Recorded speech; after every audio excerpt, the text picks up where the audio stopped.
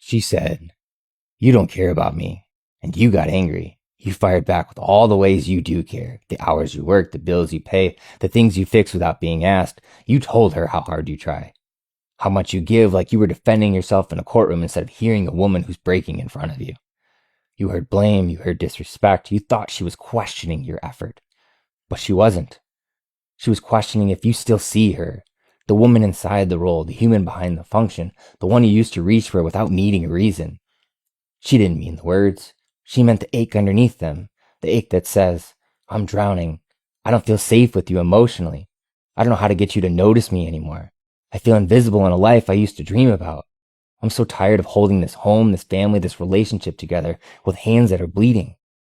But she didn't have the words for that. She had exhaustion. And the last thread of hope wrapped around a sentence she knew would start a fight. Because even a fight felt closer than your silence. See, she meant, "I'm unraveling in a house I helped build. I'm grieving a version of us I can't seem to bring back. I'm terrified that you don't even notice how far I've drifted. And I hate that I miss the man I used to feel safe with. The man she's lying next to who doesn't ask if she's okay anymore." Because women don't always speak in clean logic when they're exhausted from carrying everything and still being questioned for it. They speak in tone, in eyes that stop lighting up, in silence that lasts longer each night, in tears that don't fall in front of you anymore, because they've already given up being understood. And if you only hear the sentence, you'll miss the cry. You'll defend yourself instead of disarming her. You'll correct her instead of catching her. You'll argue the surface and ignore the ache underneath. You'll try to be right while the woman you love is slipping further into a version of herself that stopped believing you'll ever fight for her again. She says, "You don't care about me." And you hear disrespect. But what she's begging for is reconnection. She's saying, "Show me that I still matter to you, not just as the mother of your kids, not just as the woman who keeps everything together, but as the woman you see, the one you choose, the one you still reach for when no one's looking."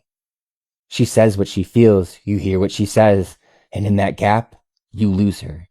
Not all at once, but piece by piece, until one day she looks at you and the softness is gone. She begged you to hold her with words you never understood. She begged you to notice, to stay curious, to stop choosing pride over presence. But now she's quiet, and the silence you're so relieved by, it isn't peace. It's her deciding that you'll never hear her, and she's done bleeding in a place that only ever asked her to smile. She said, "You don't care about me," and maybe you didn't mean to stop. But if she had to say it, somewhere along the way, you did.